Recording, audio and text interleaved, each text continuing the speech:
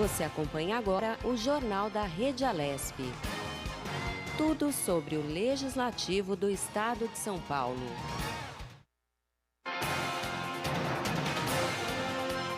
Olá, muito bom dia. Eu sou Júlia Stanzioni. Hoje é quarta-feira, 13 de maio de 2020 e este é o Jornal da Rede Alesp. Exatamente, eu sou Carolina Franca e começa agora mais um jornal com as novidades e atualizações na cobertura ao combate do coronavírus. Jornal da Rede Alesp. E a gente segue aqui no Jornal Diário, trazendo para você que está em casa as melhores informações sobre a pandemia da Covid-19 todos os dias a partir das 9h30 da manhã. Exatamente, são entrevistas com parlamentares, especialistas e também autoridades, tudo o que você precisa saber, o que está acontecendo no Brasil e no mundo. Jornal da Rede Alesp. E a gente já começa girando a informação, né, Carol? Na nossa bancada feminina aqui de toda quarta-feira, né, Carolzita? Vamos lá, vamos conferir os dados sobre o coronavírus, então, no Brasil, segundo o levantamento junto às secretarias estaduais de saúde. Foram registradas 12.484 mortes provocadas pela Covid-19 e 883 casos confirmados da doença em todo o país até ontem, dia 12. E o balanço do Ministério da Saúde, divulgado na terça-feira, apontava 12.400 mortos e 144.589 casos confirmados da Covid-19. Vamos conferir também a taxa de ocupação de leitos de UTI em todo o país. No Acre, 23,3% em todo o estado. Em Alagoas, 43% em todo o estado da rede pública e contratualizados. No Amazonas, 90% em todo o estado. Na Bahia, 54%. No Ceará, 90%.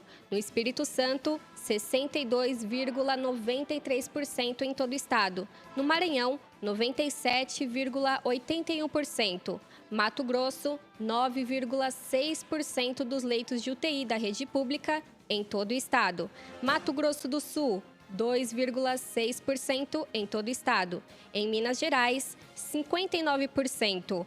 Pará, 87,19%. Paraíba, 51% em todo o estado. Continuando o giro dos estados, no Paraná, 29,50%, no Piauí, 41,80%, já em Pernambuco, 52,20% em todo o estado.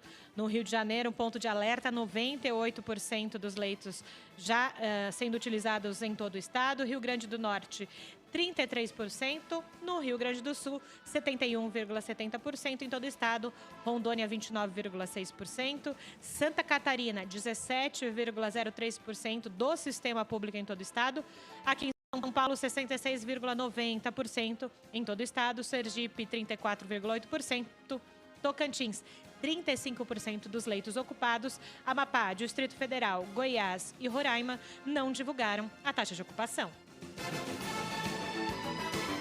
Bom, Julie, e você viu que muitos estados já estão com mais de 90% dos leitos nas UTIs ocupados, né? É um número preocupante. É um número preocupante, é o que a gente vem dizendo sempre aqui no Jornal da Rede Alesp, que a gente precisa ter muita atenção, principalmente com o nosso sistema de saúde, que já está sobrecarregado e óbvio, né? A gente não pode deixar que isso aconteça em todo o estado. E a gente segue aqui nas informações da coletiva de imprensa realizada ontem à tarde no Palácio dos Bandeirantes, sem a presença do governador João Dória. A equipe de saúde do governo paulista anunciou que subiu para 3.949 o número de mortes causadas pelo novo coronavírus no estado de São Paulo.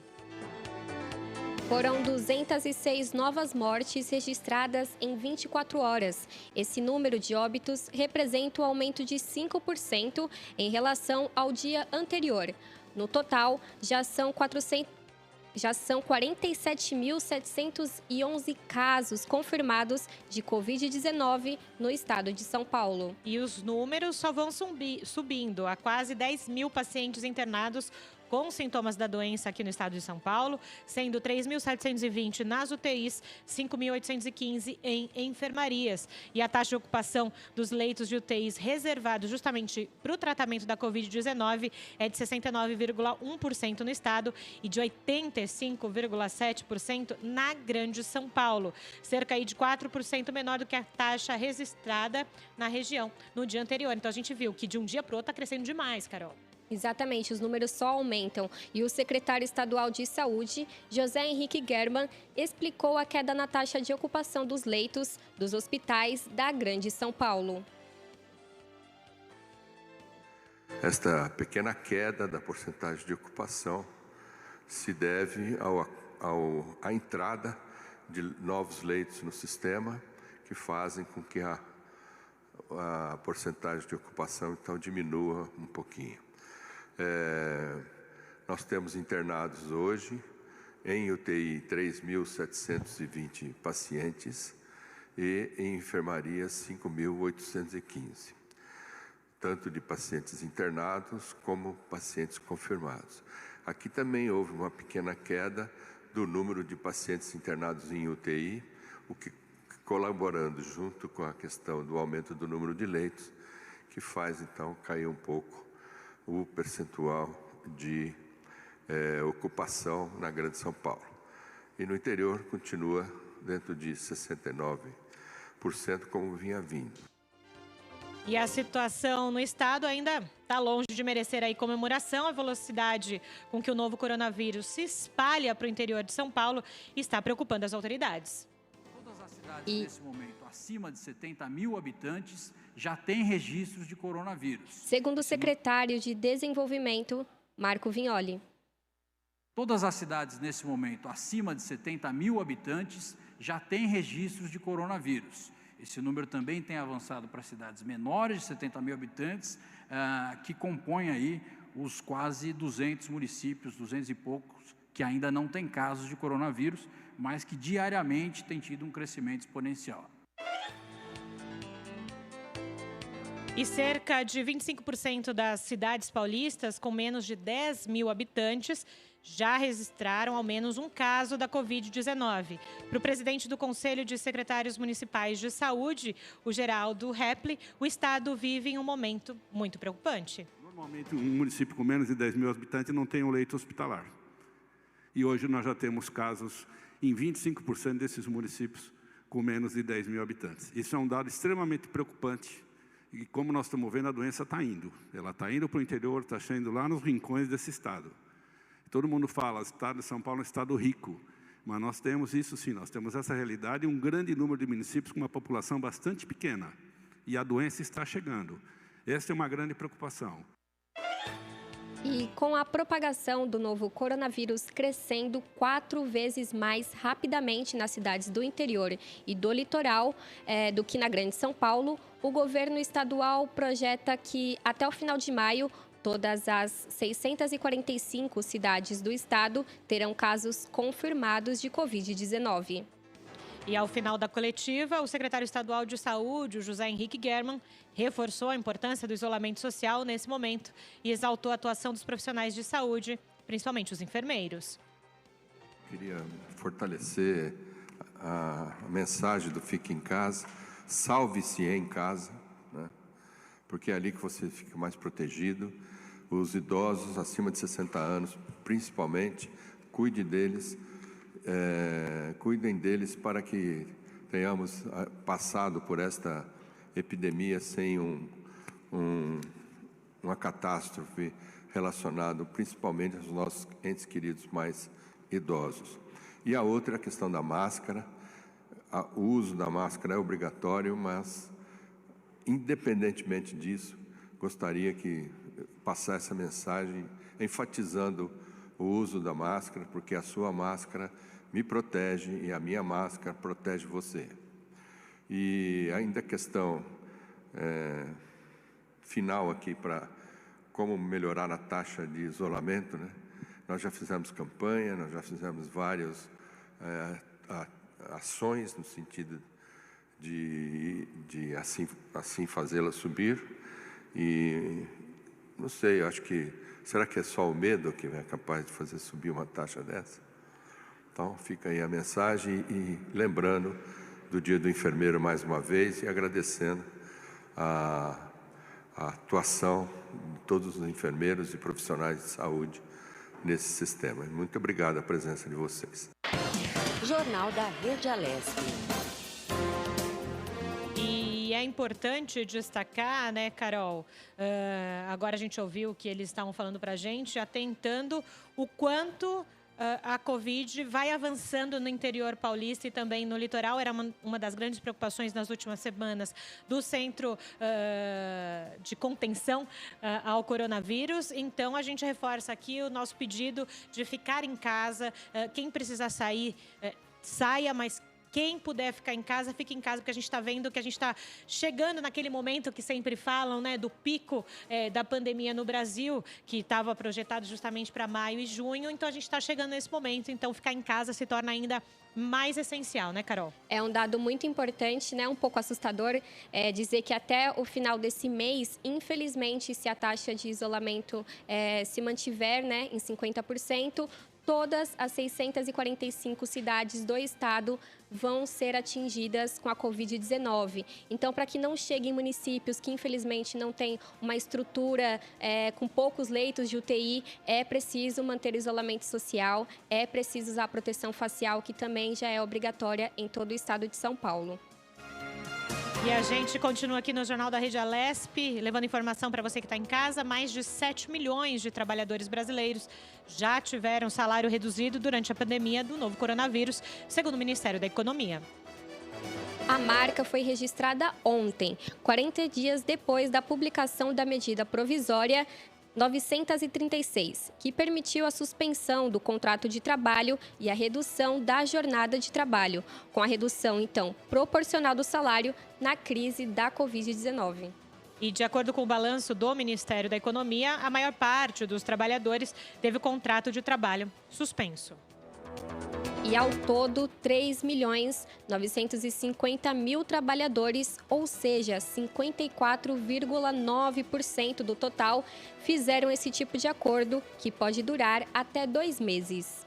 Agora, já os outros 3.250.000 trabalhadores fizeram acordos de redução salarial que podem durar até 3 meses, sendo que a grande parte deles teve uma redução aí de em torno de 50% do salário. E, segundo o Ministério, foram 1.200.000 acordos pela redução de 50% da carga horária e do salário do trabalhador, 964.000 pela redução de 25% e 879.000 pela redução de 70%. E a MP 936 deve ser votada na Câmara na próxima semana. E a gente abre as nossas entrevistas do Jornal da Rede Alesp desta quarta-feira, recebendo aqui com a gente o deputado Thiago Aurico, do PL. Ele vai falar das multas para quem divulgar fake news. Olá, deputado, bem-vindo ao Jornal da Rede Alesp. Oi, bom dia a todos amigos da Rede Alesp, um prazer falar com vocês.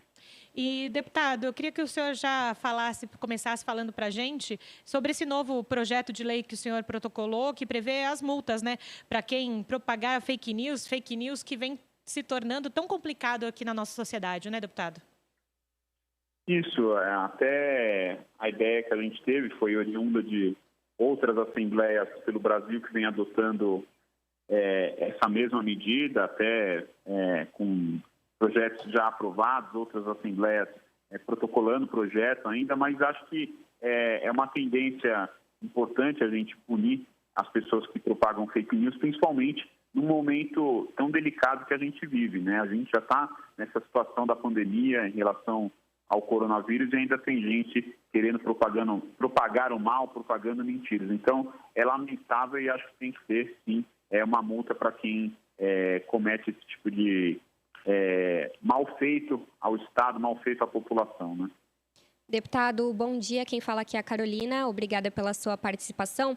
E, deputado, o valor, né, dessa multa chega a quase R$6.000. É um valor bem alto. E eu queria saber como vocês chegaram nesse valor e também como que vai ser a fiscalização dessa lei. Isso, a gente deixou um valor para ser medido na unidade fiscal do Estado, ele varia aí de R$520, né, mais ou menos, chega a quase R$6.000, e a gente, o valor fica estipulado através quanto mais grave, mais caro você paga, quanto menos grave, mais barato você paga. Mas a gente deixou esse número mesmo mais para constar, porque pode ser modificado numa discussão quando esse projeto for entrar em pauta, e a fiscalização cabe a qualquer cidadão se sentir lesado de denunciar, seja na polícia, seja no Ministério Público, seja, enfim, para a Justiça. Enfim, acho que a fiscalização cabe ao Estado. E, deputado, o senhor falou no início da sua fala, né, nesse momento em que a sociedade já vive tão tumultuada de não saber como é que vai ser o outro dia, com toda essa questão de pandemia, quando que vai terminar, quando vai ter uma vacina, e ainda mais nesse momento, se propagar fake news, a gente sabe que a questão de fake news já é recorrente, né? Vem de muito tempo. Eu queria que o senhor falasse para a gente, é necessário que essa cultura mude? As pessoas precisam também combater, não só o outro lado? Como a gente colocou, né? Já é tão incerta as coisas vindo de fontes seguras, a própria ciência, a gente é uma novidade para todos nós, né? E ainda isso que são pessoas boas tentando fazer o bem, quem eu mencionei agora, que é a imprensa verdadeira, né? De fato, a medicina, a ciência. São pessoas boas, mas como é uma novidade, ninguém sabe ao certo o risco que traz o coronavírus. Uhum. Então, você ainda propagar mentira, maldade, é muito ruim. Então, acho que, sem dúvida, essa tendência tem que mudar, porque acho que chega até a ser desumano. Até outro dia eu dei uma entrevista também falando sobre isso. É caso até psicológico, né, psiquiátrico, a pessoa, num momento tão delicado, fazer uma coisa dessa. Eu acho que, sim, essa cultura tem que mudar e é só com a fiscalização e com a punição que a gente consegue consertar isso. E, deputado, você falou mesmo dessa questão que é uma novidade para a gente, né? A Covid-19 até mesmo é um assunto incerto para cientistas, jornalistas, e a importância, então, da população ficar alerta, né? No combate também à fake news. E também a importância de sempre ficar atenta aos canais oficiais, né? Com credibilidade. E isso também é um alerta para a população não sair compartilhando tudo que vê, né? Pela internet. Às vezes, até mesmo aquelas correntes de fazer gargarejo, às vezes é uma boa iniciativa, como uma boa ação, mas, infelizmente, a gente não pode levar a sério tudo que a gente lê na internet, né? Exatamente. E a gente sabe que notícia falsa, notícia mentirosa, notícia ruim até, às vezes, ela propaga muito mais fácil que a notícia boa. Então, sem dúvida, a gente tem que tomar cuidado, procurar, como você falou, sites oficiais, a imprensa séria, né, que consulta de fato o que é a verdade. Então, a gente tem que procurar esses canais para não ficar propagando. Porque é o que você falou, às vezes até o pessoal quer fazer uma boa ação, mas acaba compartilhando de qualquer lugar, um amigo que falou, o vizinho que falou. Então, sem dúvida, a gente tem que procurar os canais oficiais, a imprensa de verdade. Deputada, a gente ouviu aqui no começo do jornal hoje, todos os dias a gente repassa aqui, retransmite a coletiva do governo do estado de São Paulo, falando da propagação da Covid para o interior. A região metropolitana, né, a Grande São Paulo, também vive um momento delicado com as questões da UTI. O senhor que está ali no ABCD Paulista, também ali o ABCD é um lugar que precisa de atenção, principalmente com os leitos de UTI. Eu queria que o senhor desse um panorama sobre a sua opinião mesmo nesse momento da pandemia aqui no estado.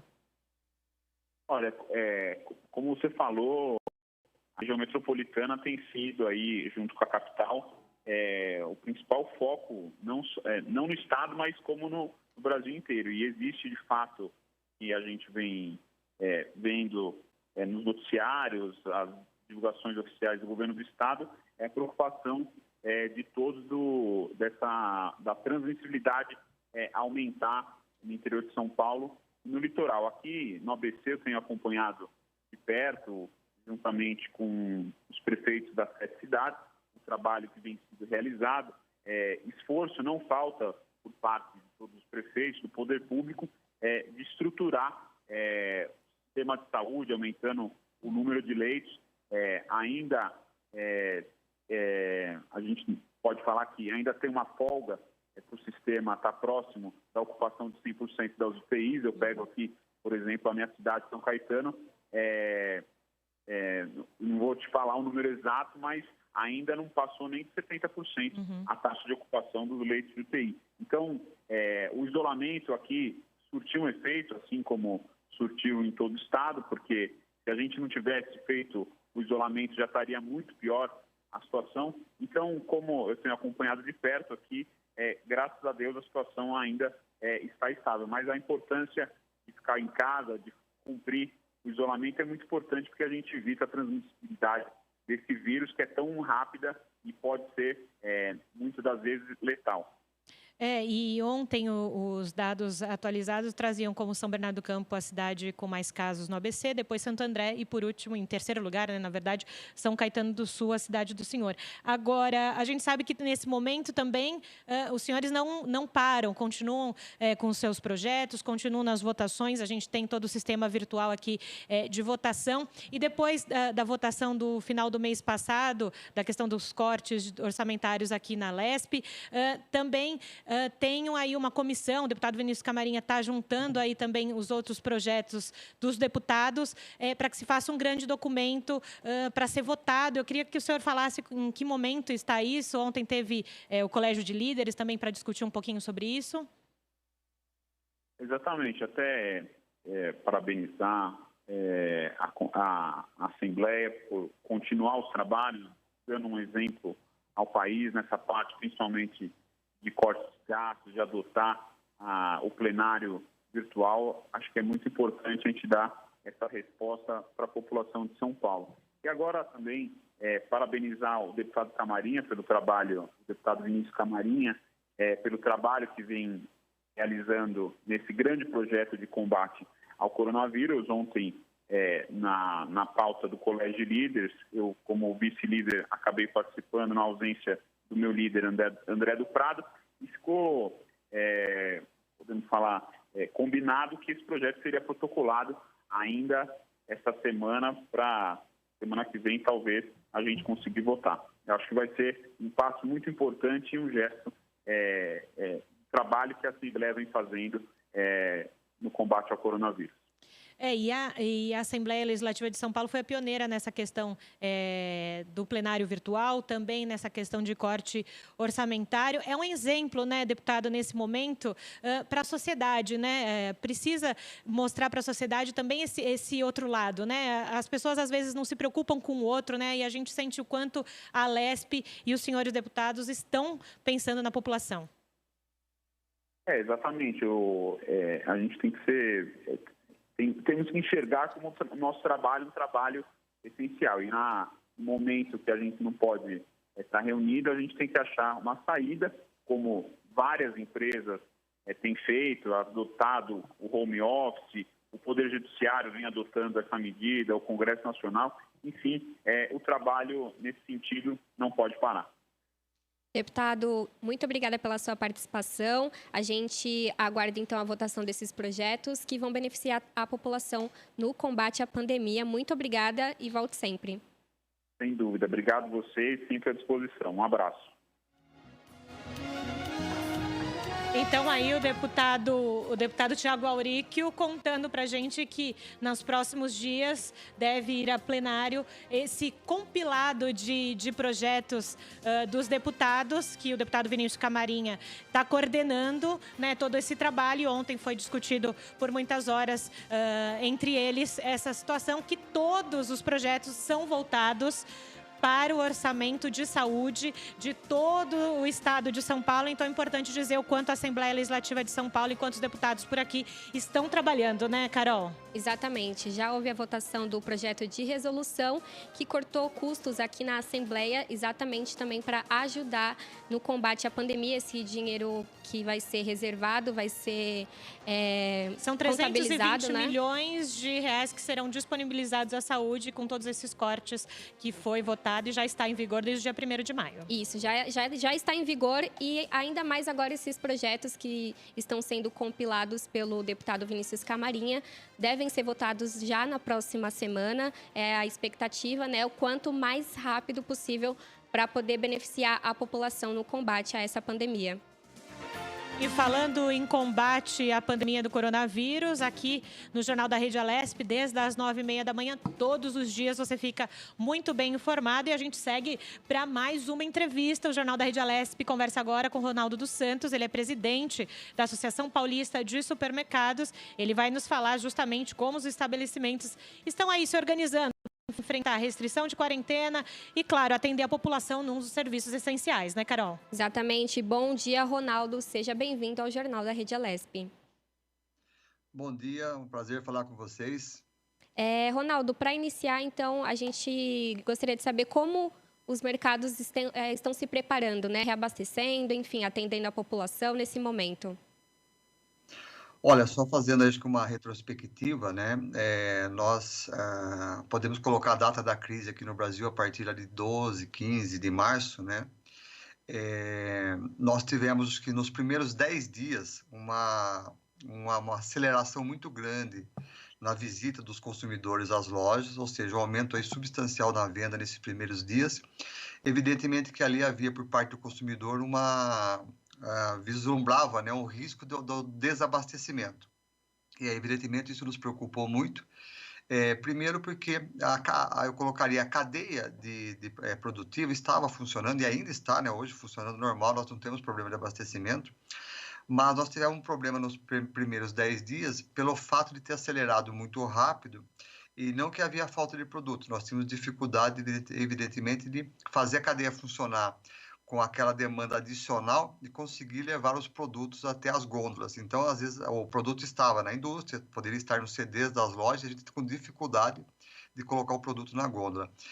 Teve, então, alguns momentos e algumas situações específicas de ruptura, mas não teve a falta, não teve desabastecimento. Uhum. Mas isso durou uns 10 dias aí no máximo. O consumidor, depois desses 10 dias, ou seja, ele foi nas lojas 1, 2, 3 vezes, e via que não havia falta de produto. Isso gerou uma segurança para o abastecimento e as vendas começaram a se normalizar. Aí já a partir durante o mês de abril, agora nós estamos em maio, tem seus picos naturais, como um final de semana e tal, mas, ou seja, nós podemos colocar que as vendas nos supermercados agora, atualmente, elas estão nos patamares normais e continua assim, sem problema nenhum de abastecimento. Acho que é uma grande vantagem que aí o Brasil tem em relação a alguns países que tiveram problemas de abastecimento. Praticamente tudo que se diz de alimentos, ou seja, os produtos básicos que estão nos supermercados, o que tem de produtos importados são muito poucos, na verdade. Ou seja, a grande maioria nossa, principalmente a alimentação, está tudo aqui produzida no Brasil. Então, a nossa cadeia produtiva depende de alguns insumos, evidentemente, de importados, mas a produção tudo interna. Então, isso ajuda a cadeia a ter um fornecimento normal, mesmo durante essa situação da crise da pandemia. Então, em relação, acho que abastecimento, eu gostaria de colocar isso, né, que acho que é importante, e falar um pouco também de todo o trabalho que foi feito no setor para se adaptar para nós com uma atividade essencial, ou seja, o setor não pode parar, e para isso nós tivemos que nos adaptar de como que as lojas poderiam estar funcionando com uma segurança tanto para o colaborador, né, e como para os nossos consumidores. No dia 12 de março, a APAS, né, que é a Associação Paulista, apesar que todo o estado tem as suas associações de supermercados e todas colocaram seus processos e tal, mas falando especificamente aqui da APAS, em 12 de março nós já colocamos uma cartilha com a primeira versão. E ela vem sendo editada sistematicamente, recebendo melhoria nos protocolos nossos. Nós já estamos na 5ª edição hoje. E logo em seguida também, nós, apesar de estar seguindo as recomendações da Anvisa, Ministério da Saúde e tudo, nós contratamos também uma especialista para a área de contágio, de segurança para contágio, que nos auxiliou nesse trabalho para ter aí uma avaliação, tudo que nós estamos falando de forma mais técnica. Então, como eu disse, 12 de março já tinha a cartilha lá com a primeira versão, e nós vamos editando ela e já estamos na 5ª versão. E aí eu gostaria, talvez, de citar algumas coisas que o setor fez. E uma coisa assim, nós tivemos que nos adaptar muito rapidamente, porque acho que todos perceberam isso, quando começou a crise, assim, as mudanças de informação, a velocidade que as coisas ocorreram foi muito grande. E também é interessante que nós, às vezes, eu vou citar algumas coisas aqui, que para nós até soava muito estranho e a gente ficava até assustado do próprio comportamento do consumidor na loja, porque é uma mudança radical. Mas, por surpresa nossa, tivemos um ou outros problemas, mas muito pontuais. De forma geral, a própria população vai entendendo também rapidamente a necessidade de algumas práticas, né, para quem estava lá funcionando. Então, um exemplo, né? Uma coisa que é muito...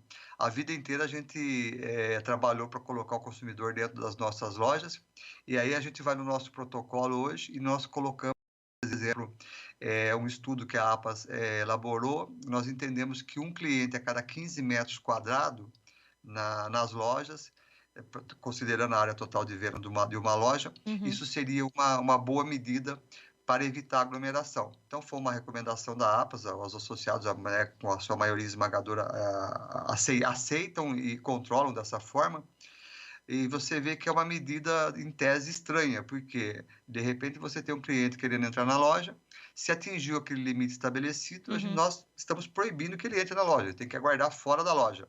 Mas, Ronaldo... Oi. Mas isso que você está falando, aqui é a Júlia Stanzioni falando contigo,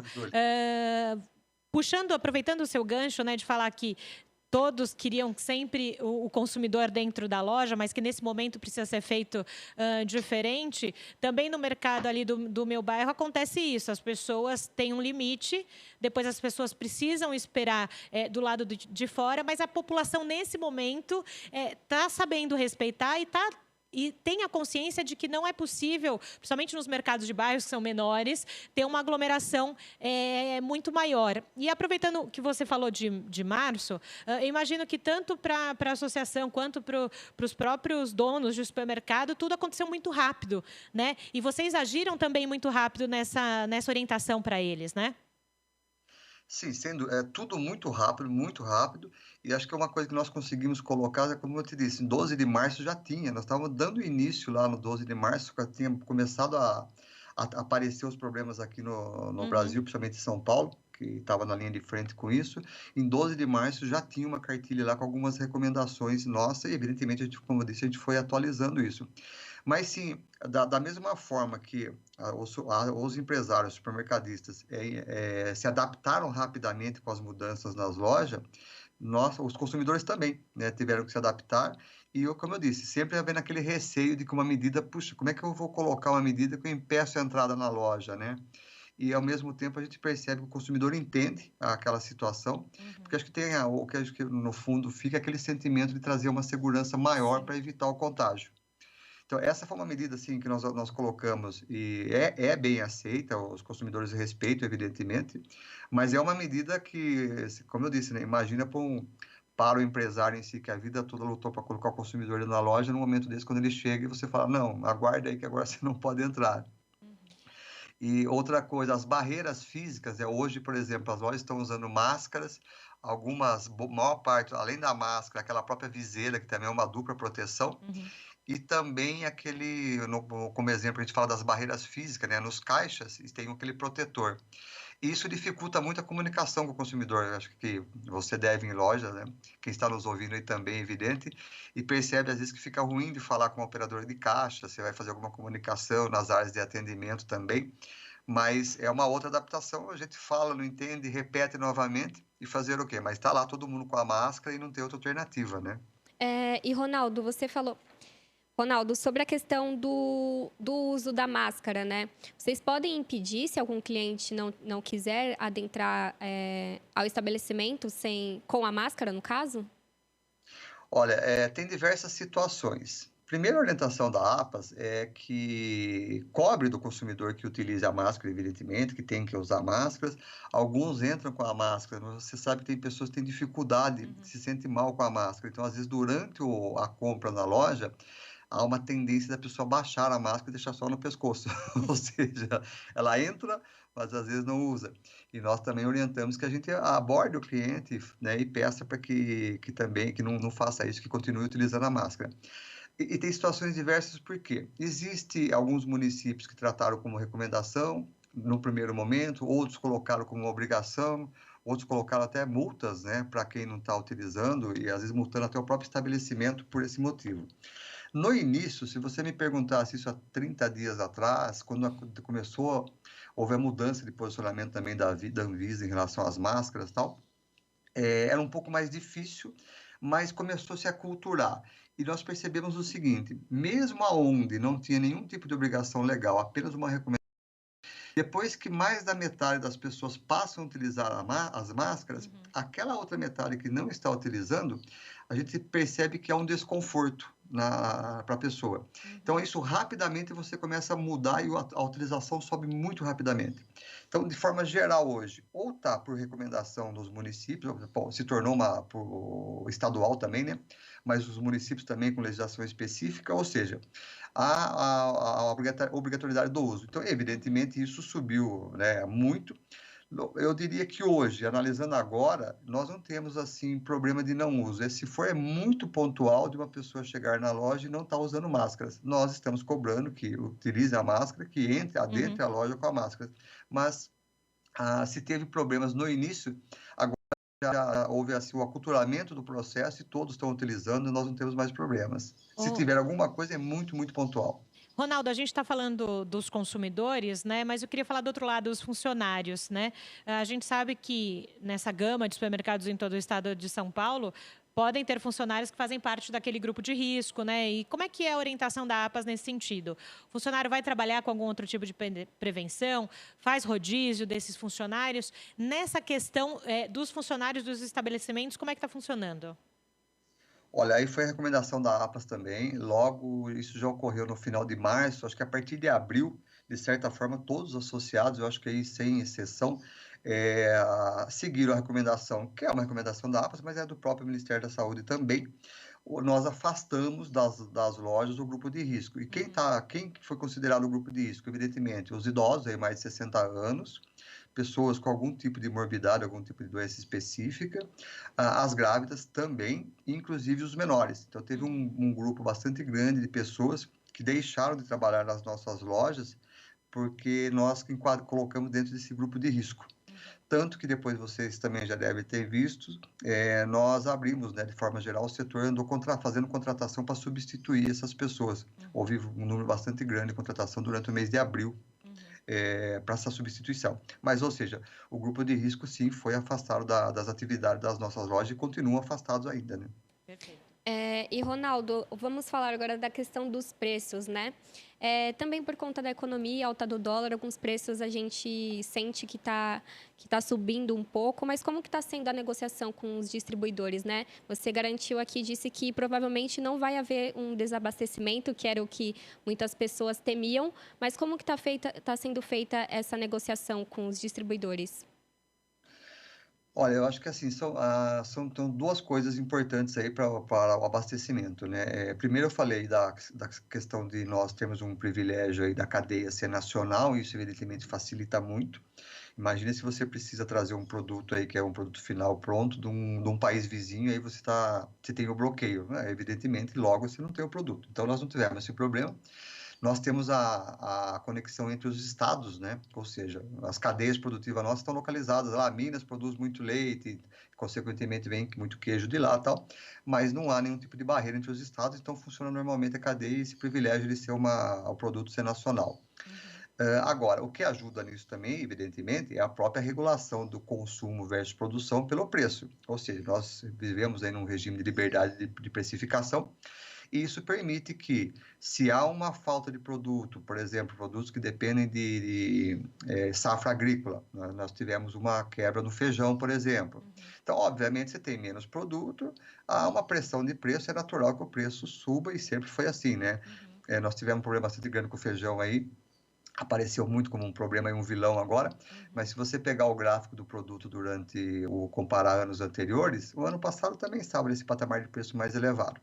Mas aí o preço que acontece, como vem um preço maior, ele tem duas funções aí. Primeiro, o próprio consumidor tentar encontrar uma alternativa, o consumidor acaba fazendo alguma troca, e isso reduz o consumo. Se reduz o consumo, você começa de novo a tentar regular o preço. Óbvio que depende de safras e tal. Tem safra, inclusive, de feijão entrando nova agora, que provavelmente traz o feijão para um patamar que estava anteriormente. Mas eu falo da importância do próprio preço regular isso. Olha, outro ponto importantíssimo, foi o primeiro produto que nós tivemos problema, foi o leite. Teve uma alta de 30%, isso foi extremamente comentado. Lá já no final de março, eu dei várias entrevistas sobre isso. E se você olhar novamente, o leite estava lá em torno de R$ 2,50, R$ 2,70 e subiu praticamente R$1 a mais do que estava. Durante o mês de abril, final de abril, agora começo de maio, se você for em lojas, já tem os leites novamente em torno de R$ 2,70, R$ 2,80. Já é possível encontrar o leite nesse preço novamente. Ou seja, teve uma procura muito grande naqueles 10 dias que eu fiz menção aí no início da entrevista. Após isso, acalmou, diminuíram-se os pedidos, o leite subiu bastante, ou seja, você tem uma diminuição no consumo dele.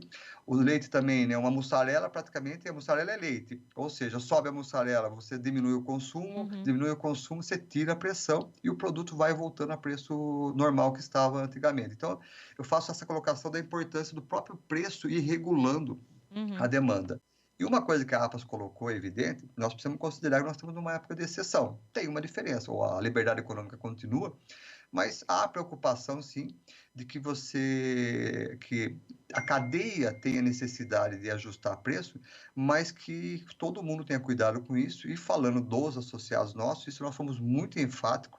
Diariamente eu gravava vídeos para meus associados, as nossas mensagens que nós temos por WhatsApp, e-mail, que é a forma de comunicação com eles, para que, tendo necessidade de reajustar o preço, porque houve um produto com compra de preço maior, que fizesse o mínimo possível e, em hipótese alguma, aumentar as margens. Ou seja, se tiver que repassar, repasse a mesma margem que já existia anteriormente e, se possível, menor, para que não impactasse o menos possível para o consumidor. E que também fizesse o seguinte, junto aos próprios compradores, que quando você tem uma alta de preço, se você continua fazendo o mesmo volume, você também está mantendo o preço naquele patamar, que negociasse duramente com os fornecedores e comprasse o mínimo possível.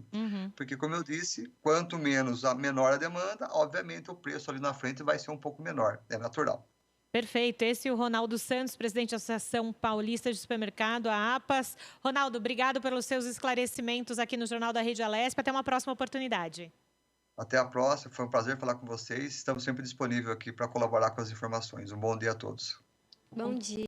Então, muito importante, né, Carol? Exatamente, quando mexe no nosso bolso, né? A gente precisa ir ao supermercado, às vezes, para comprar um pãozinho, falta isso, falta aquilo na semana, a gente precisa. E aí, então, o Ronaldo explicando para a gente como é que tá sendo essa negociação para que os preços também, lá na boca do caixa, a gente não pague o dobro, o triplo, né, Carol? Exatamente. Também a prevenção, né, para os consumidores e funcionários desses locais que são serviços essenciais e estão aí também na linha de frente no combate ao coronavírus. Jornal da Rede Alesp. Carol, vamos viajar? Vamos, para onde a gente vai? A gente não pode sair daqui, mas a tecnologia nos ajuda a ir, como dizia o português, além mar. A gente vai além mar, a gente faz uma conexão agora internacional. A gente vai conversar com a Júlia Pesce, que é jornalista, ela mora na Espanha. E vai falar sobre esse momento que a Europa e a Espanha estão vivendo de começar a flexibilização do isolamento social. Então a gente faz essa viagem até aí, Júlia. Bem-vinda. Oi, Júlia, tudo bom? Obrigada pelo convite. Legal. Júlia, a gente falava aí umas semanas atrás, justamente você contava pra gente desse momento, né, de ficar em casa, de sair para momentos muito específicos, né, por pouco tempo. E a gente vê aí nos últimos dias as notícias, tanto da Europa quanto aí na Espanha, de começar essa flexibilização. O governo vai começar. Como é que é isso? Deixar o pessoal se reunir um pouquinho? Conta pra gente desse momento aí em Madrid. Tem 3 semanas já que o governo já está começando a flexibilizar um pouco a quarentena, né, a gente continua de quarentena, mas tem algumas atividades que a gente não podia fazer antes e que agora a gente pode fazer, né. A gente estava antes numa quarentena 100%, completamente em casa, só podia sair quem trabalhava com serviços de saúde, ou supermercado, ou transporte. E eu, que não trabalho com nada disso, só podia sair para ir no supermercado e na farmácia. Então, tem 3 semanas que o governo começou a autorizar a saída de crianças, porque as crianças também estavam sem escola, né, estavam presas em casa, e para criança pequena é um pouco mais complicado, né, ficar o dia inteiro presa em casa. Então, tem 3 semanas que eles liberaram a saída de crianças, de um responsável. Então, era um responsável no máximo com 3 crianças. E a partir da semana passada, a gente começou a entrar em fases. Então, a gente vai ter 4 fases do que eles chamam de desescalada, que seria a volta, eles ainda chamam de uma volta a uma nova normalidade, né? Porque acho que ainda vamos demorar um tempo a voltar a uma normalidade como a gente tinha antes, né? Digamos.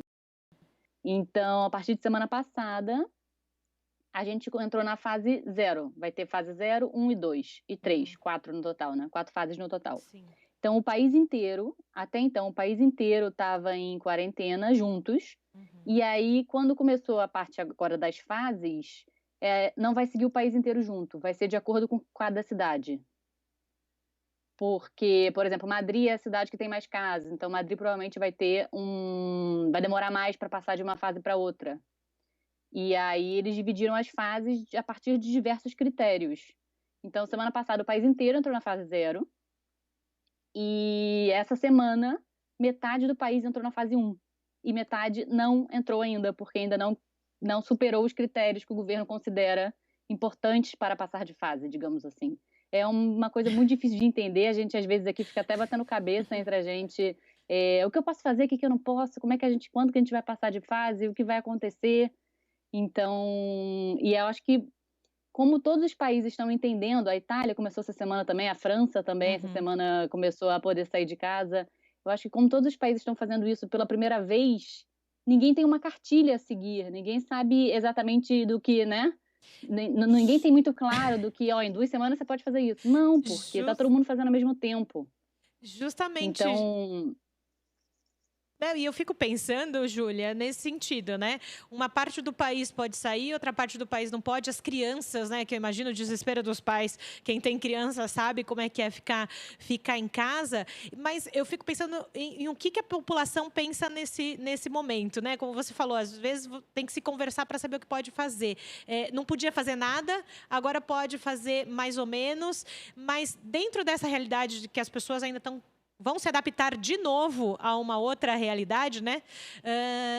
Do outro lado, não fica aquele receio, aquele medo de falar, mas espera aí, será que eu posso mesmo? Será que se eu sair não vai acontecer nada? Como é que é isso, Júlia? é complicado. Foi o que eu comentei, né? Tem 3 semanas as crianças puderam sair. 2 semanas atrás entramos na fase 0, a Espanha inteira. E aí os adultos puderam sair e eles dividiram por horários. Então, tem o horário que a criança pode sair, tem o horário que o idoso pode sair, tem o horário que o adulto pode sair, para esses 3 grupos não se encontrarem na rua, os mais vulneráveis não encontrarem as pessoas que possam ser os transmissores, né?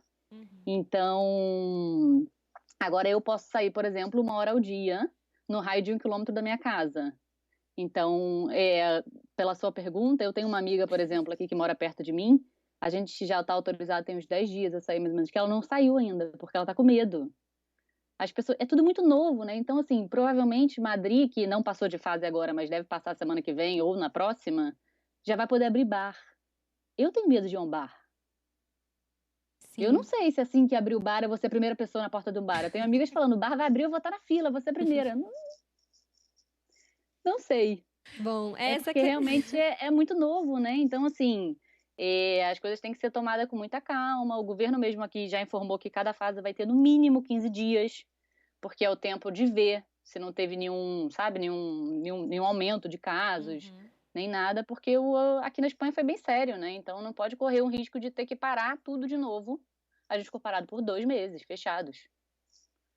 é uma situação bem complicada, né, Júlia? Essa questão do isolamento, do lockdown total. E é que nem você falou, muitas pessoas ainda têm medo de frequentar a rua, essa questão dos bares, né? Dividir um pouco opiniões. Mas uma notícia que saiu dessa semana, né, que no dia 11 de maio, o governo está permitindo reuniões de até 10 pessoas em domicílios ou varandas. Isso é verdade? Você tem visto algum tipo de reunião assim? Então, aí a gente volta no que eu estava comentando com vocês da questão de que cada fase é diferente em cada cidade. Por exemplo, a fase 0, que foi a que a gente começou semana passada, foi a que permitiu a gente sair por 1 hora por dia, num horário determinado. A fase 1, que começou dia 11 de maio, para algumas cidades da Espanha. Madrid, por exemplo, não passou para a fase 1. Barcelona não passou para a fase 1. Valência não passou, Granada não passou. Muitas cidades grandes não passaram, porque são ainda, né, ainda tem um perigo de voltar o contágio.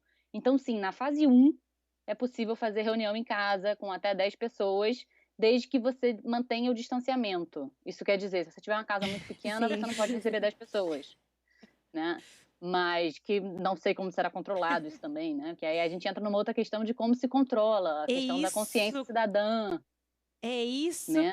que eu ia te puxar agora, Júlia. A gente tem duas realidades, né? Você está vivendo fora do Brasil, mas enfim, viveu quase sua vida toda aqui no Brasil. A gente vê que aqui no Brasil, do jeito que a gente está, tem gente ainda se reunindo, tem gente ainda fazendo churrasco e afins. Claro, uma realidade diferente da Europa, com a consciência do europeu diferente da consciência do brasileiro. Não estou dizendo que o brasileiro só tem coisas ruins, não. Mas, assim, se aí na Europa, né, pelo que você está contando para a gente, pelo que você tem sentido até dos seus próximos aí, as pessoas estão com receio dessa abertura, imagina nesse momento aqui no Brasil, se há uma flexibilização, como aí. Precisa ter muito cuidado, né, Júlia, no sentido... Claro que o governo faz as coisas pensado, tem a questão científica do lado, mas o que eu sinto, assim, da sua fala é que, ok... Eu não podia sair para nada, agora eu posso sair 1 horinha, pelo menos para tomar um sol, para respirar um ar fresco e viver a cidade. Mas, ao mesmo tempo, e aí? Será que isso não vai contribuir para lá na frente eu estar doente? Viver nessa angústia diária não deve ser legal, não, né? Não. É zero legal, mas assim, o bom é que com essas divisões de horário, pelo menos, eu não corro risco de encontrar um senhor na rua, entendeu?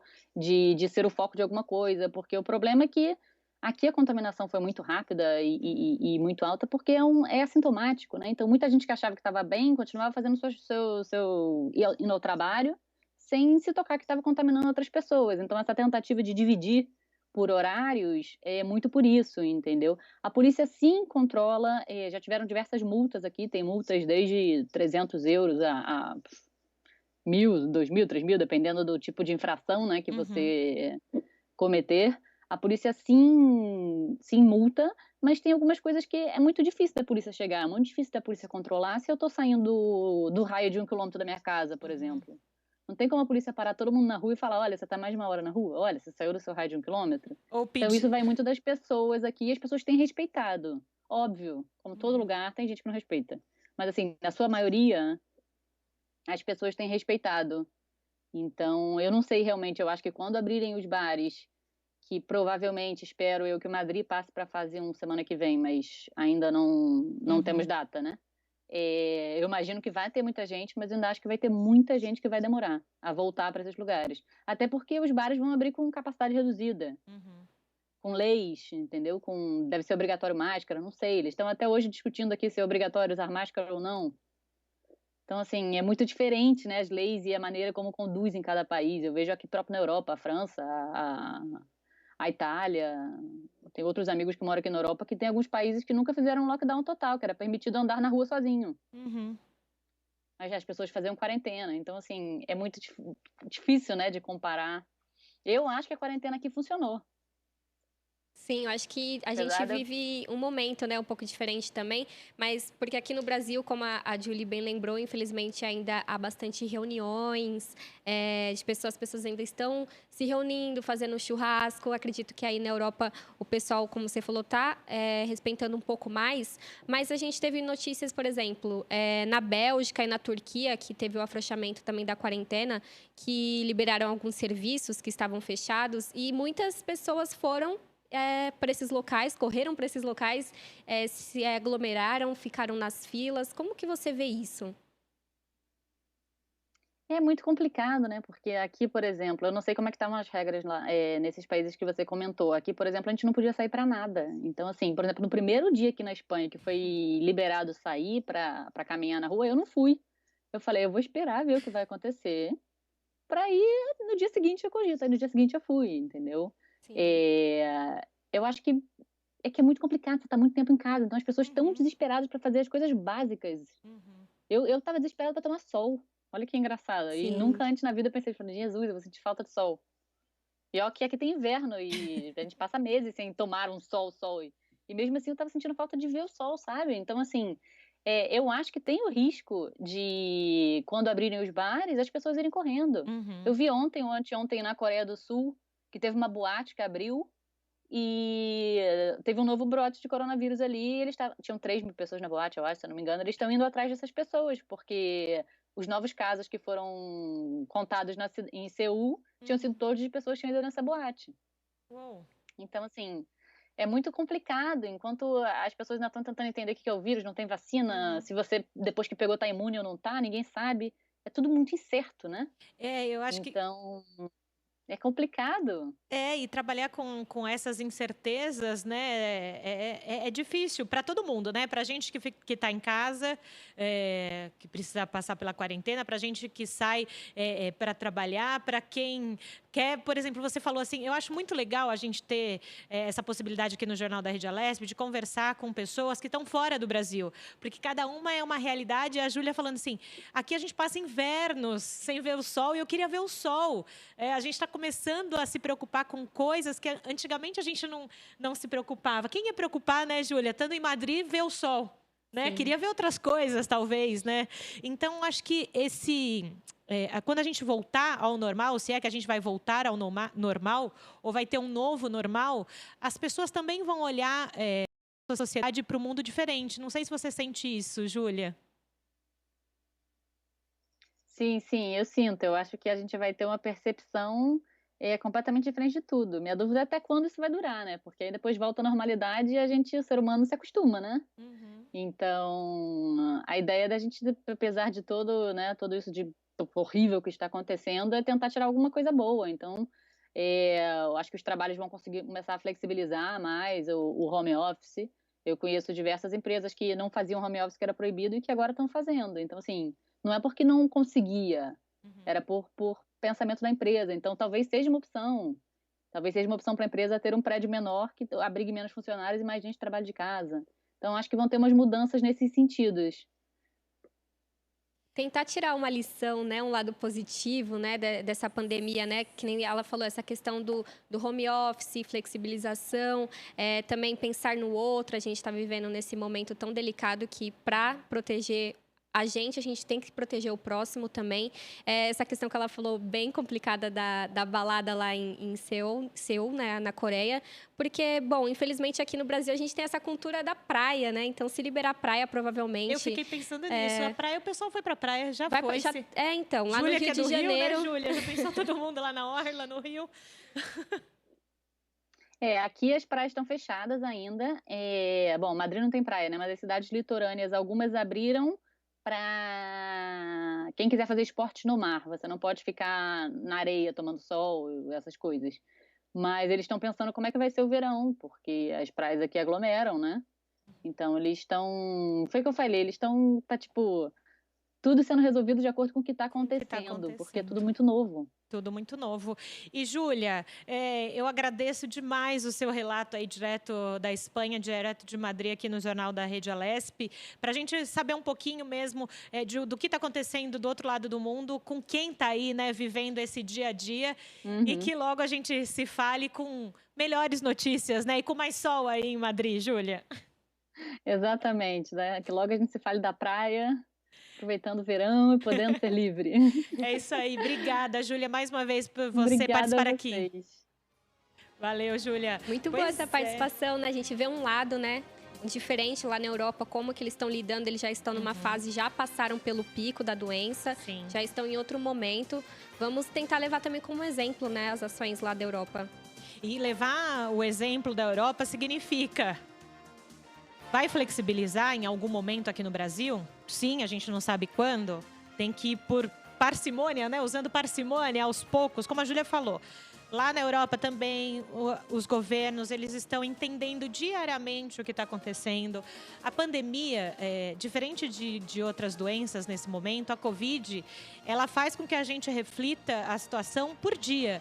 Então, assim, se o governo hoje toma uma iniciativa e daqui 2 dias repensa ou refaz a iniciativa, é porque precisa ser feito desse jeito, tudo né? muito incerto, né? Não é que hoje eu resolvi fazer isso e amanhã eu resolvo fazer de outro jeito. Não, a gente acabou de escutar o relato da Júlia, que também lá na Europa as coisas vão acontecendo por dia. Não tem jeito, né, Carol?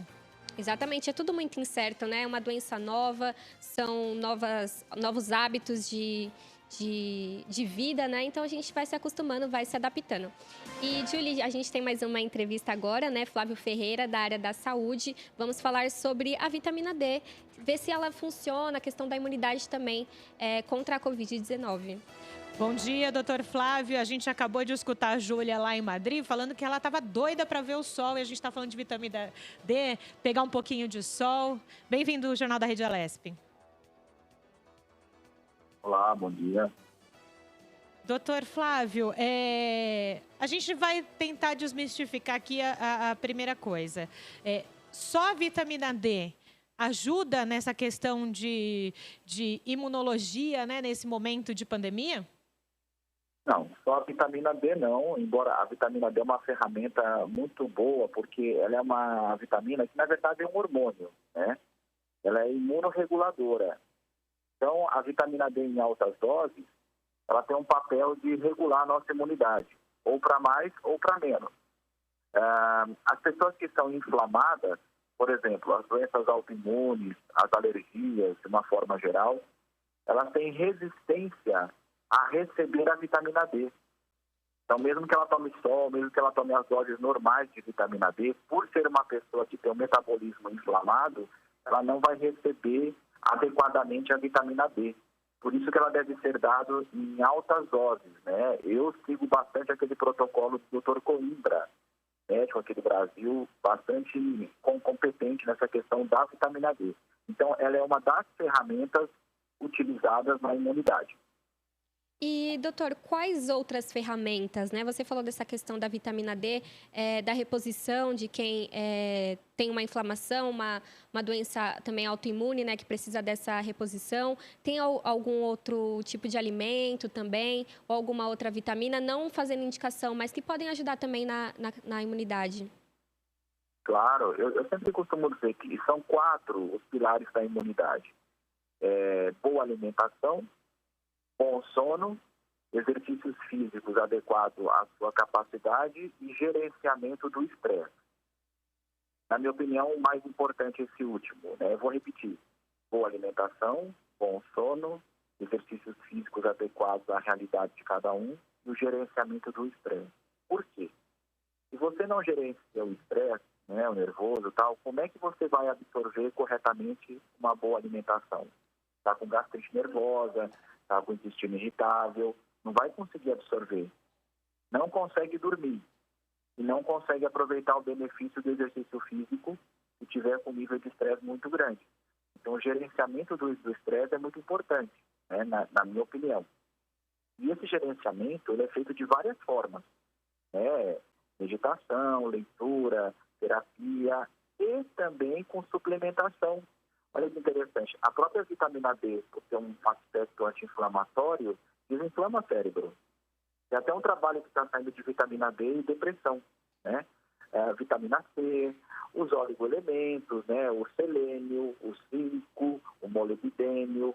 Então, depende aonde a pessoa está e o que ela pode fazer por ela mesma. Eu digo o seguinte, qual que é a melhor terapia que eu posso utilizar ou o melhor tratamento? Aquele que você consegue fazer neste momento, né? Mas sim, depende, é o que eu te disse, a vitamina C, por exemplo, é excelente, é um antioxidante, melhora a imunidade, principalmente a primeira linha de defesa, que é a imunidade inata, né? Eu gosto bastante também. Agora, doutor Flávio, o senhor está falando aí sobre essa correlação, né? Muitas vezes as pessoas acham que essa questão emocional não afeta propriamente na saúde. O senhor acabou de dizer que sim, há uma correlação entre uma coisa e outra. E aí eu queria aproveitar o senhor para falar da questão das crianças e adolescentes, que a gente sabe que nesse momento se sentem super, mega confinados e eles também precisam dessa vitamina D, principalmente as crianças pequenas, para se desenvolverem e tudo mais, né? Como é que a gente faz essa correlação mental e de saúde física com as crianças, com os adolescentes? Olha, existe um hormônio no nosso organismo chamado cortisol.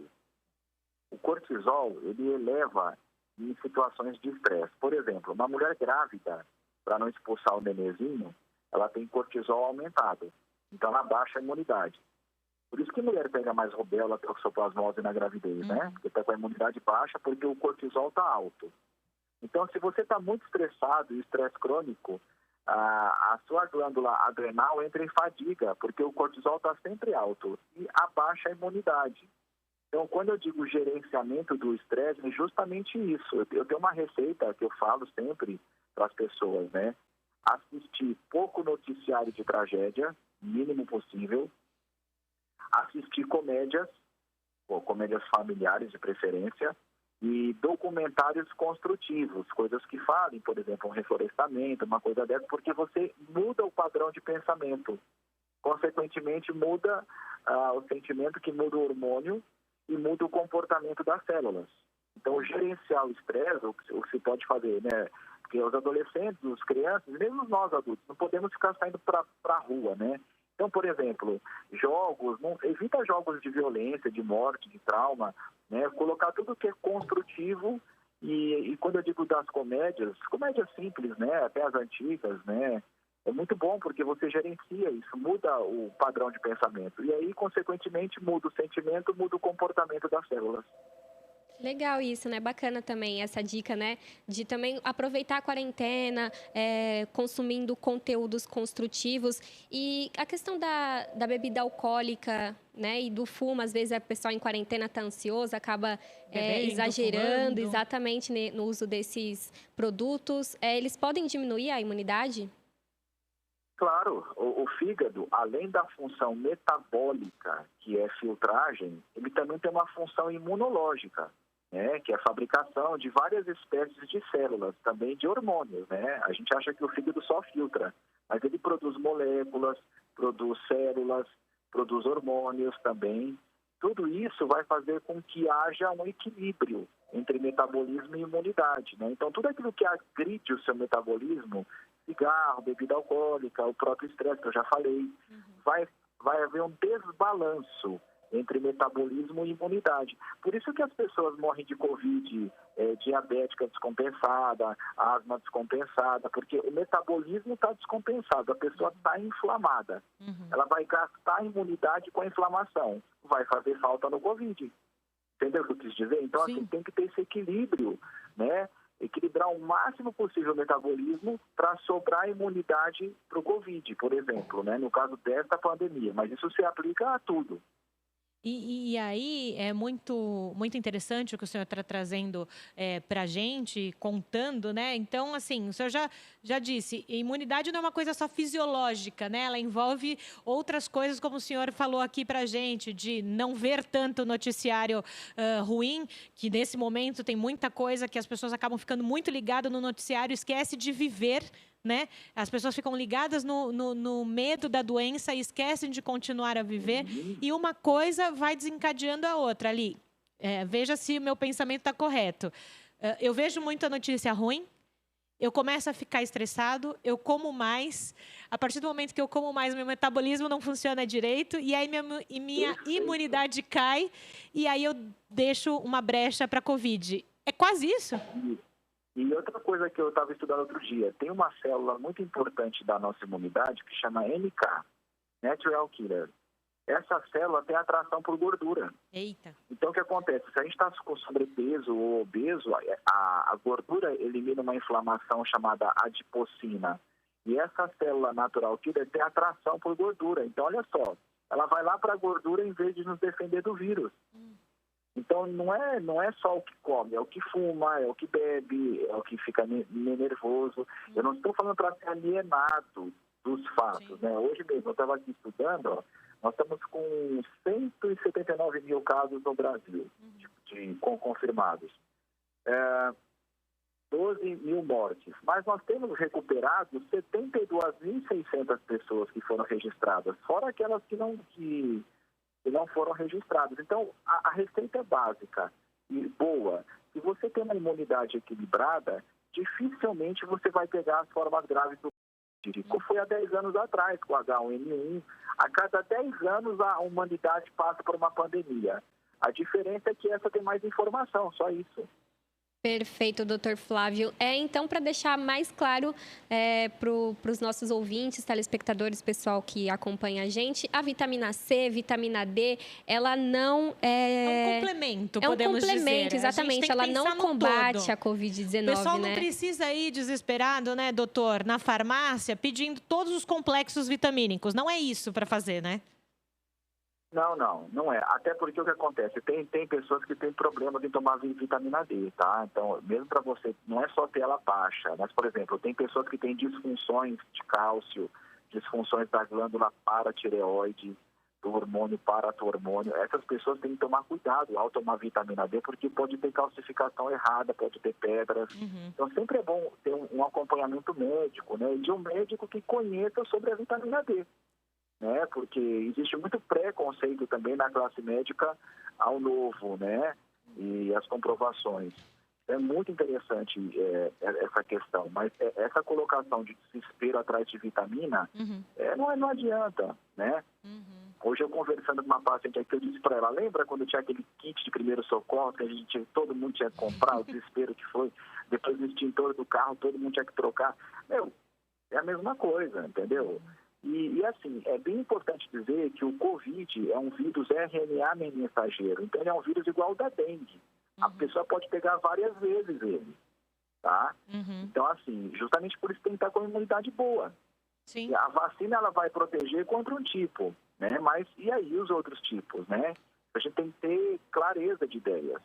É muito importante ter esses conceitos realísticos, não conceitos comerciais. E, doutor, a gente ainda está nesse momento de mitos, verdade, o que funciona, o que não funciona. Queria a opinião do senhor sobre o famoso própolis, né? Mel com própolis. Vó gosta muito de dar isso para neto, bisneto. Tudo bem, ok, realmente não funciona? Funciona, ajuda com todos esses outros cuidados que o senhor falou? Olha, no começo da entrevista, o que eu falei? Assim, o que for melhor que você pode fazer naquele momento. Só que a gente tem que tomar um cuidado. Imagina um paciente que tem alergia de pólen. Do que é feito mel? Do que é feito o própolis? Pólen. Aí você dá, por exemplo, a pessoa tem asma, você afunda a pessoa. Aí é que você piora mesmo.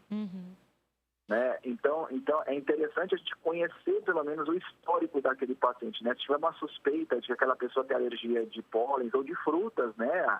Alergia de manga, alergia de, sei lá, de carambola, tudo é feito de pólen. Pode dar reação cruzada e a pessoa tem uma reação, tem uma asma, tem uma urticária, até um choque anafilático. Então, tem que tomar cuidado.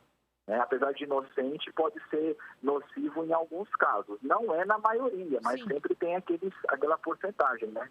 E é por isso, doutor, que a gente sempre recomenda aqui que procure o seu médico. Todo mundo tem aquele médico que está no WhatsApp, que você pode falar, ainda mais nesse momento, né? O senhor mesmo falou que dos atendimentos dos seus pacientes. Procure vocês, né? Procure quem de direito para poder informar. Ah, não, mas minha tia quer que eu tome isso, aquilo. Vamos procurar quem de direito e quem estudou para dizer para a gente o que é importante e o que pode ser feito, né, doutor? Sim, eu também criei para ajudar as pessoas um Instagram chamado Flávio Ferreira Imunidade Natural. Lá eu dou várias dicas de imunidade, né? Se alguém tiver interesse depois de ver, Flávio Ferreira Imunidade Natural. Lá tem várias dicas sobre isso. Quando eu posso, eu respondo as perguntas das pessoas. Mas é basicamente isso, tem que equilibrar a imunidade. É esse o segredo para o sucesso em tudo, né? Porque imunidade é vida. O que não tem imunidade morre.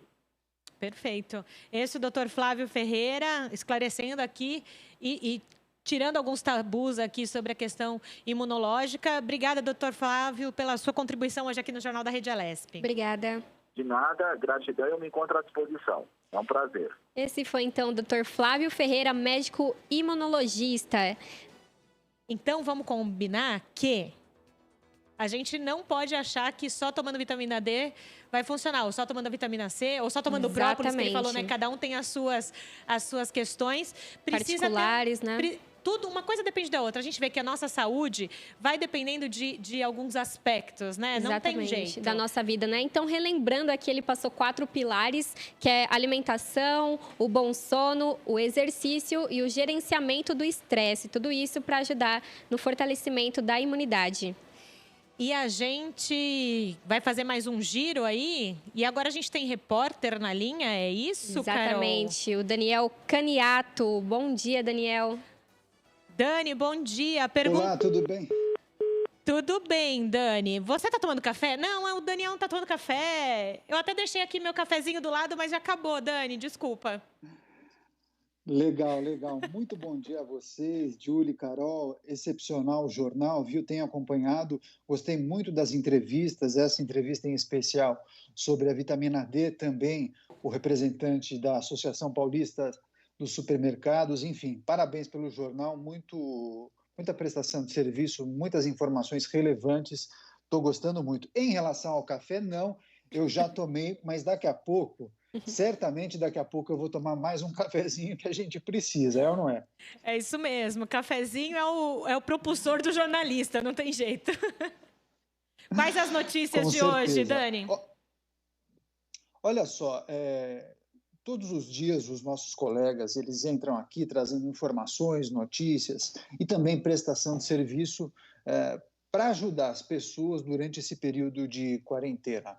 E aí, eu ontem, no fim do dia, eu procurei fazer uma seleção de algumas informações importantes que eu poderia compartilhar no jornal com vocês. Pensei que seria bacana a gente fazer uma seleção de algumas informações sobre as pessoas que querem se aprimorar, as pessoas que querem se desenvolver durante essa quarentena. E me chamou a atenção uma notícia que foi publicada em um site do governo federal, a Agência Brasil, em que a notícia destacava que a Universidade Aberta do Brasil mantém cursos em 100 instituições durante a pandemia.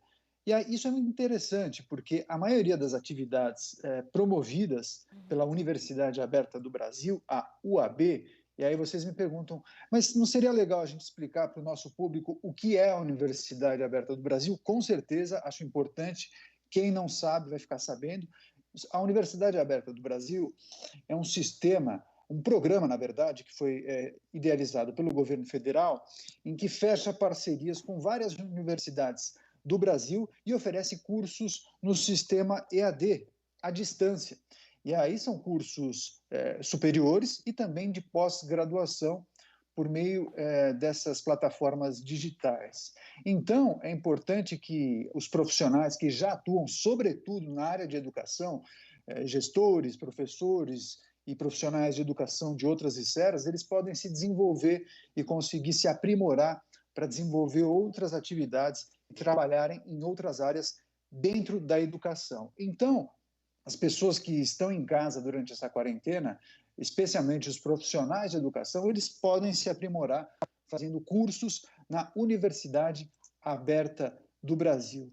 Olha que legal, das 110 instituições inscritas, 100 instituições, então, a maioria esmagadora, estão com cursos regulares e as pessoas podem fazer as inscrições para se desenvolver e certamente vão encontrar aí vários cursos que podem auxiliar em algum momento na sua carreira.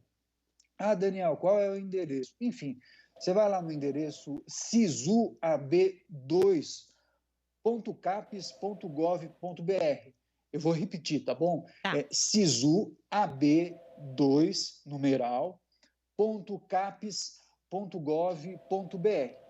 Você entra nesse site, tem um mapa do Brasil com todos os estados, tem os polos e as universidades que estão disponíveis. Você entra lá, tem a relação dos cursos e você vê se as inscrições estão abertas, se não estão, quantas vagas tem. Fica muito mais fácil para você se organizar para conseguir fazer algum curso que possa ajudar na sua carreira. Tá legal? Enfim, muitas informações de educação. Júlia, quer falar alguma coisa? Fique à vontade. Eu só queria... É a Carol que está falando aqui, Dani.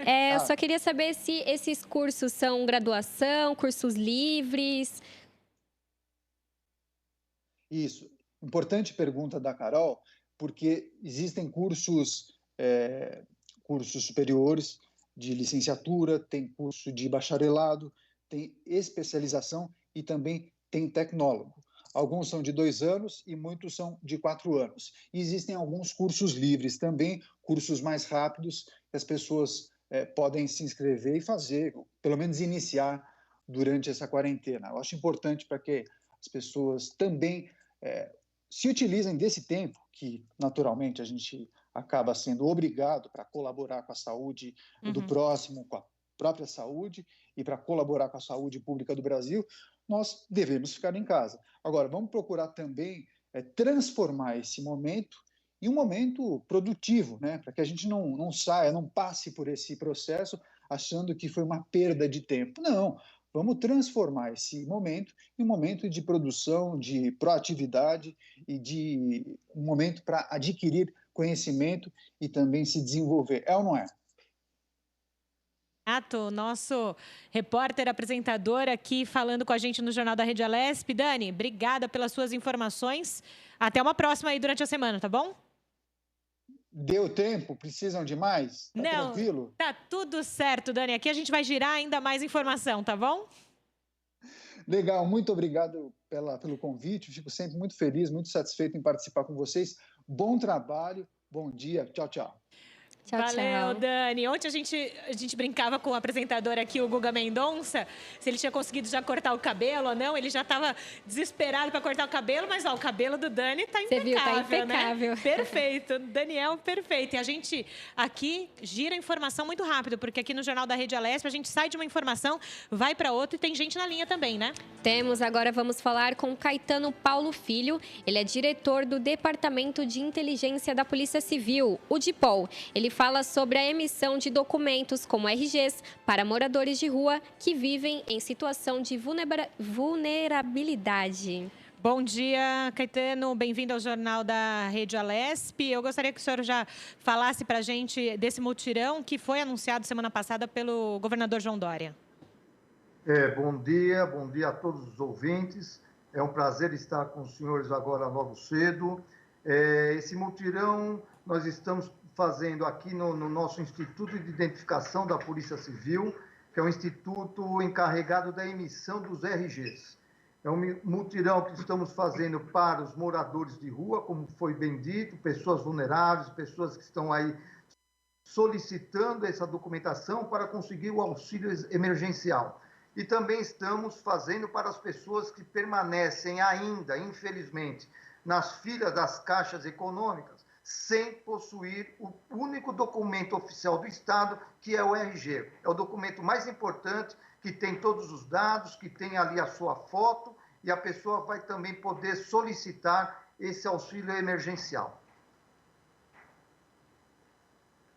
Esse início de mutirão, doutor Caetano, já tem um número de pessoas que foram atendidas? Vocês têm esse número para a gente? Como foi o que o senhor falou, né? Nesse momento de assistência para essa população, vem esse pedido do governo e o trabalho de vocês ali em loco, né? Sem dúvida. Nós já atendemos, desde quarta-feira passada, quase 1.500 pessoas somente aqui no nosso Instituto de Identificação. Com isso, nós ampliamos para mais 4 postos, descentralizamos, colocamos um em cada região, um na sul, na leste, oeste, e nós estamos aí fazendo o quê? Com que as pessoas não venham para o Instituto, vão para esses postos da GCM, que está também colaborando com esse trabalho, e aí nós vamos fazer o quê? Um trabalho muito mais organizado e descentralizado para que as pessoas possam pegar o documento e comparecer na caixa para retirar o seu auxílio. Perfeito. E, doutor, eu gostaria de saber sobre o funcionamento da coleta de dados, né? E se esse RG ele é retirado em modelo físico? Sim, o documento ele é físico, é o documento mais seguro que nós temos no Estado, porque por trás dele tem toda uma operação por parte de policiais que vão checar a veracidade dos dados, a autenticidade dos dados e documentos apresentados para a emissão. E esse documento nós estamos entregando no máximo em 5 dias. Nós estamos aí conseguindo diminuir esse prazo somente quando for a primeira via, que é justamente quando o cidadão ainda não tem esse documento, que veio de uma outra região do país, aí ele vai demorar um pouco mais, que nós temos que checar a documentação que ele está nos apresentando, ou nós mesmos estamos pedindo certidão de nascimento ou de casamento, onde eles nos informarem onde ficam esses cartórios. Então, grande parte de pessoas que são de regiões longínquas, aí se demora para pegar esse documento e checar a veracidade do documento. E, doutora, a gente usa nesse momento, né, já vem usando nesse momento a tecnologia a favor, e também a gestão pública vai usando a tecnologia a favor, né? E nesse momento o sistema de identificação e tudo mais, eu sinto que é de suma importância até para o Departamento de Polícia poder ter a identificação, poder agilizar em tudo. Eu agradeço essa sua pergunta, porque o pessoal ainda não tem noção que nós temos um sistema denominado EIFES, e agora, em janeiro, também o EIBS. Nós temos a identificação papiloscópica nos moldes do FBI. Nós temos hoje uma base de 34 milhões de biometrias, ou seja, nós já temos a população de São Paulo em número de 34 milhões nessa base. Então, é uma checagem muito rápida, é uma checagem onde nós efetivamente sabemos que aquela pessoa se trata dela e ninguém está tentando aí uma fraude. O EIBS, que é o reconhecimento facial, também está favorecendo esse trabalho. Então, as carteiras são muito seguras, é um documento onde nós expedimos e os órgãos que têm recebido os nossos documentos estão aceitando com muita tranquilidade, porque é um documento seguro, o cidadão sai com ele fisicamente. Mas nós vamos lançar em breve o digital. Nós já temos o RG digital para os policiais. Os policiais já podem fazer pesquisas através desse RG digital. Nós estamos desenvolvendo uma plataforma de investigação por determinação do nosso delegado-geral, doutor Rui, e essa plataforma vai favorecer bastante. E assim que o RG digital for liberado pelo governo para todos os cidadãos, também vai favorecer e facilitar as transações a nível de comércio, de cartórios e assim por diante. Então, em breve, nós vamos ter essa novidade. E, doutor Caetano, nesse momento agora de pandemia, né, isolamento social, a Polícia Civil ampliou os tipos de ocorrências que podem ser feitas na delegacia eletrônica. Eu queria que você falasse quais serviços foram incorporados e se tem uma expectativa para que eles, após a pandemia, eles continuem também a serem registrados na delegacia eletrônica. Ótimo. Já não tem mais volta. Ou seja, realmente nós ampliamos o trabalho da delegacia eletrônica. A delegacia eletrônica ela foi criada em 2000. Nós atendemos somente 14 naturezas antes da pandemia. Agora, praticamente todas, com exceção homicídio, latrocínio, estupro, sequestro, extorsão mediante sequestro e os casos flagranciais. Caso contrário, todas as demais naturezas criminais podem ser feitas pela delegacia eletrônica. E já vai uma novidade. Nós também estamos criando aí a delegacia de violência doméstica. Então, aquelas mulheres que estão sofrendo, que estão tendo seus problemas agora, principalmente dentro dessa condição de isolamento, elas podem fazer através do e-mail, através de online, e essa delegacia também já vai estar funcionando, já está funcionando.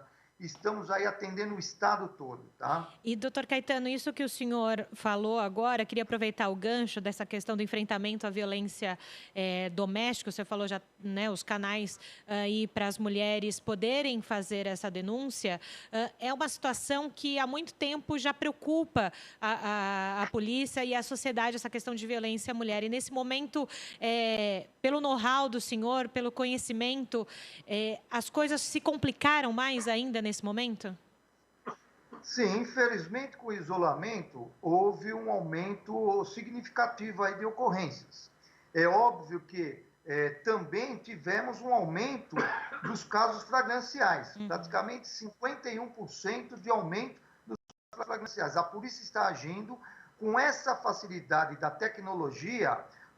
Nós conseguimos com que, lá na ponta, onde o fato está ocorrendo, o delegado que está aqui na delegacia eletrônica voltada à violência doméstica consiga com que a autoridade policial do local dos fatos já determine a uma viatura que compareça urgentemente ao local dos fatos e já tome as providências de polícia judiciária. Estamos tendo também a colaboração por parte das GCMs, não só aqui a GCM de São Paulo, mas de outros municípios, e a própria Polícia Militar. É um trabalho integrado, as mulheres vão ter o seu respaldo e é óbvio, nós precisamos com que elas divulguem. Então, nós temos os canais, nós temos através do 180, que é a denúncia, 181, 190, Polícia Militar, e 197, que é a Polícia Civil aqui na cidade de São Paulo. Então, a mulher ou algum vizinho ou algum familiar denuncie. Não deixe de denunciar, porque de um pequeno mal pode surtir um mal maior. E a gente sabe, doutor, que as pessoas estão mais em casa, até por conta do isolamento, da quarentena e tudo mais. Mas eu queria que o senhor contasse para quem nos vê e nos ouvem agora, como é que está sendo o trabalho da polícia nas questões das outras ações, né? De roubo, de latrocínio. Como é que isso mudou muito a estatística de quando estava todo mundo na rua e agora muitas das pessoas em casa? Como é que é isso para o dia a dia da polícia? Sim, houve uma diminuição, é óbvio, dos crimes, mas o crime não para. Infelizmente, é um mal que sempre vai ter a sua continuidade, não para. Mas a polícia está atenta. Nós fizemos o quê? Através da delegacia eletrônica, possibilitamos com que o cidadão já noticiasse esses fatos. Nós estamos fazendo já, na própria delegacia eletrônica, as requisições necessárias, ou seja, nós já solicitamos para que o IRGD compareça nesses locais de furtos, roubos, e já faça o levantamento papiloscópico, e aí vai de encontro com aquela primeira pergunta que você nos fez, o EIFES, o sistema já vai atuar, porque se nós coletarmos impressões digitais, a resposta é muito rápida nesses casos, para identificarmos os autores. Nos casos de roubo ou de latrocínio, a polícia está na rua, a DOP, né, o departamento dirigida pelo Dr. Nico, está na rua e nós estamos aí combatendo a criminalidade. Houve uma diminuição? É óbvio, mas nós estamos atentos e não vamos deixar de dar as respostas necessárias. Perfeito, doutor Caetano Paulo Filho, aí diretor do Departamento de Inteligência da Polícia Civil. Obrigada por ter cedido um pouco do seu tempo, que eu sei que é corrido, aqui para o Jornal da Rede Alesp, levando para a população tudo que a Polícia Civil está fazendo. Eu que agradeço a oportunidade e eu gostaria de parabenizar a todos os meus policiais do IRGD e aqui do DIPOL, das outras divisões, e agradecer o apoio que nós estamos tendo do governo, do secretário, do nosso delegado-geral. Eu agradeço demasiadamente. Muito obrigado pela oportunidade e a população tem que estar ciente. A polícia está aí, à disposição dela, nós somos prestadores de serviço e faremos o melhor. Sempre trabalho de excelência. Muito obrigado. Obrigada. Esse foi o Dr. Caetano, que trouxe para a gente novidades, né, sobre essa adaptação da polícia nesse momento de quarentena. Então, lembrando que, tirando os flagrantes, estupros e homicídios, todas as outras ocorrências podem ser registradas agora na delegacia eletrônica. Muito bom a população poder dispor desse novo recurso, né, Julie? E uma prestação de serviço aqui do Jornal da Rede Alesp, justamente trazendo essa informação para vocês, contando como a Polícia Civil do Estado de São Paulo tem agido nesse momento também com essas pessoas, moradores de rua, que precisam, nesse momento, do auxílio emergencial federal. Então, um cuidando do outro, é o que a gente vem sempre falando, um olhando para o outro, né, Carol? Exatamente, e a gente Júlio, vai vamos girar notícias. Girando a notícia, né? O Programa de Saúde Mental da Secretaria de Saúde da cidade de Mogi das Cruzes implantou nessa semana atendimento psicológico às pessoas com mais de 16 anos que estejam aí com sinais de angústia ou ansiedade decorrentes aí, claro, da pandemia. Anteriormente, o serviço era só para os funcionários do Sistema Público de Saúde. E o atendimento é feito à distância pelas psicólogas do Centro de Convivência e Cooperativa de segunda a sexta-feira, das 8 da manhã às 5 da tarde. Vou informar o número de telefone. É o 99532-2081. Repetindo, 99532-2081. O atendimento começa com o acolhimento psicológico para avaliar as dificuldades e, se necessário, são agendadas novas sessões.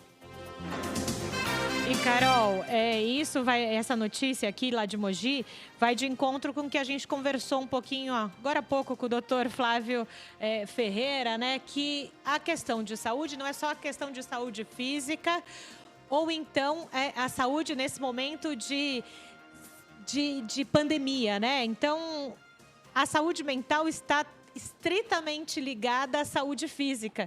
Então, a gente vê o quanto é importante o que o doutor Flávio falou, né? Vamos assistir uma comédia, vamos espairecer um pouco, não ficar... Eu sei que as pessoas ainda estão muito preocupadas com o que pode acontecer no dia a dia, o que vai acontecer amanhã, nas próximas semanas, mas a gente precisa desligar um pouco o radar, né, Carol? Nesse momento em que a gente tem tanta informação ao mesmo tempo, a gente precisa desligar um pouquinho o radar, senão a gente não vive.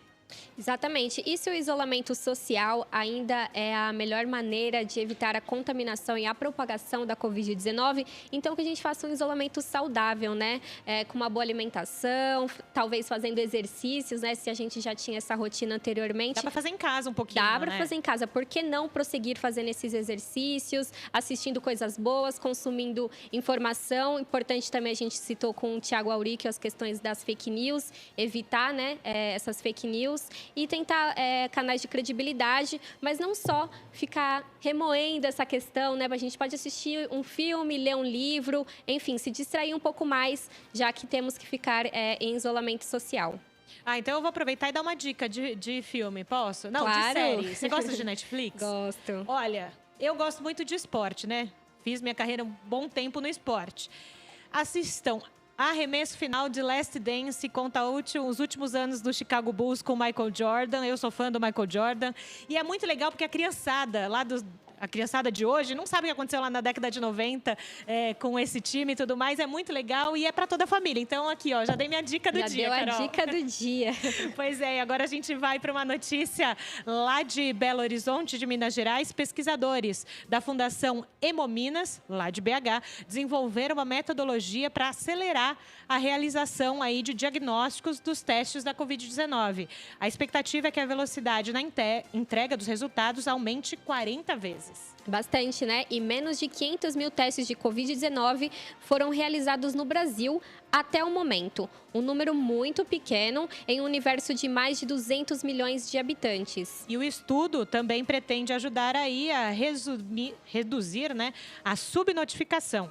A metodologia consiste em unir várias amostras em uma só, e o que agiliza aí o processo, né? A união de amostras em apenas uma não é novidade. A diferença é que depois de detectada a infecção, em vez de analisar amostra por amostra, é possível identificação do paciente. Então, assim, tudo que facilitar a vida das secretarias de saúde e dos profissionais de saúde, por isso, funciona, né, Carol? Que bom! Exatamente. Vamos então aos destaques desse primeiro bloco aqui do Jornal da Rede Alesp. Vamos conferir os dados sobre o coronavírus no Brasil, segundo o levantamento junto às secretarias estaduais de saúde. Foram registrados 12.484 mortes provocadas pela Covid-19 e 178.883 casos confirmados da doença em todo o país até ontem, no dia 12. E o Jornal da Rede Alesp vai para um rápido intervalo. Daqui a pouco, muito mais informação por aqui.